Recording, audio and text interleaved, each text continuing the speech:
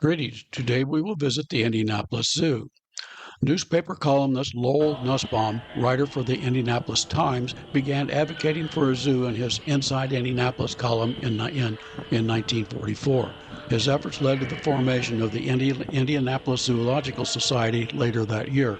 World War II slowed the efforts, however, Nussbaum and the members of the group continued to plan. The group spent years collecting animals and searching for a suitable site. They did not want to depend on governmental funds, instead desiring to rely on admissions, in-facility sales, donations, and membership fees to support the zoo. This is the current means of funding it.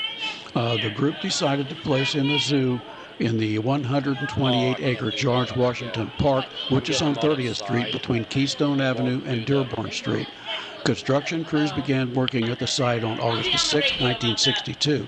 The zoo opened on April 18, 1964, as the Washington Park Children's Zoo. Animals included in the zoo included an Asian elephant, penguins, kangaroos, foxes, raccoons, camels, bison, deer, lambs, tortoises, llamas, prairie dogs, pygmy goats, and buffalo. The entrance to the zoo featured a Dutch windmill and huge replicas of a giraffe and a blue whale. The zoo drew 270,000 visitors in its inaugural year. The zoo staff grew to include a full-time educational staff in 1965, one of the first zoos in the nation to have such a staff. The zoo hosted the first Christmas at the Zoo exhibits in 1967, the first such event in the United States. The zoo continued to add animals to its collection, and by 1984, it had outgrown its space. The search for a location, preferably in or near downtown Indianapolis, began. The solution came with the establishment of the White River State Park. The White River State Park was created in 1979 by the Indiana General Assembly. It's not the part of the Department of Natural Resources system. Instead, it operates under the White River State Park Development Commission, which is composed of the Indianapolis mayor, Indiana University president, the director of the Department of Natural Resources, and 7 citizens appointed by the Indiana governor. 4 members of the Indiana General Assembly also meet with the council as non-voting members. The Indianapolis Zoo became the first entity to become part of the park in 1988. The Indiana State Museum, Victory Field, and other became part of the system in the ensuing years. White River State Park is located at 801 West Washington Street, Indianapolis, Indiana, 46204. The phone is 317-233-2434, and you can find it on the web at www.whiteriverstatepark.org. Workers broke ground for the new zoo in 1985, September. By 1987, the facility was ready to admit the over 500 animal residents of the Washington Park Zoo. The dual challenges of managing the new zoo while transporting the animals and continuing to maintain the old facility was a challenge. However, the staff pulled it off. The Washington Park Zoo officially closed on November the 1st, 1987. The animals began moving from the old zoo in late November, and by mid-December the move was complete. It was the first attraction to open in the new state park on June the 11th, 1988. Instead of caging the animals, the zoo's designers incorporated a biome concept in which kept the animals in an environment similar to that which they lived in. The zoo uses environments like deserts, forests, and plains to house the animals.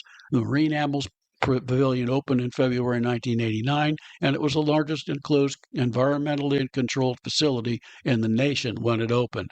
White River Gardens is a botanical garden located near adjacent to the zoo.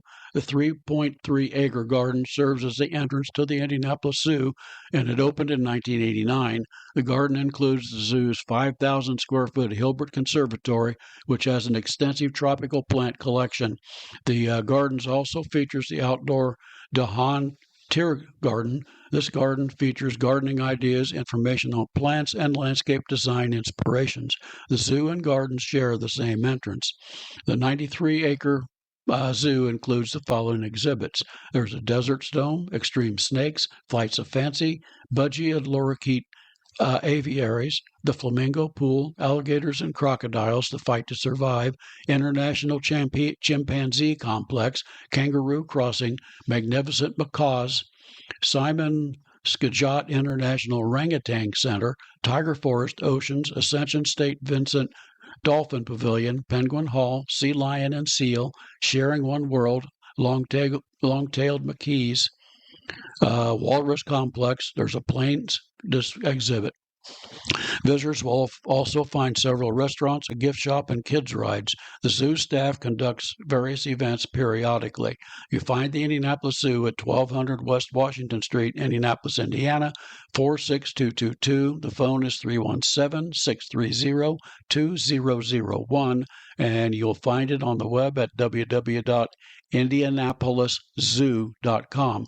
This episode is based on my book, Central Indiana Day Trips, available on the website www.mossyfeetbooks.com.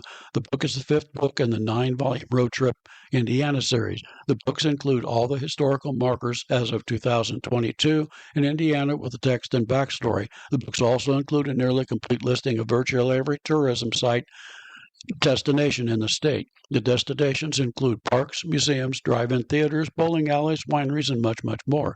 I encourage you to visit the website and subscribe to it. If you like what I'm doing, please purchase a book as it helps fund my work.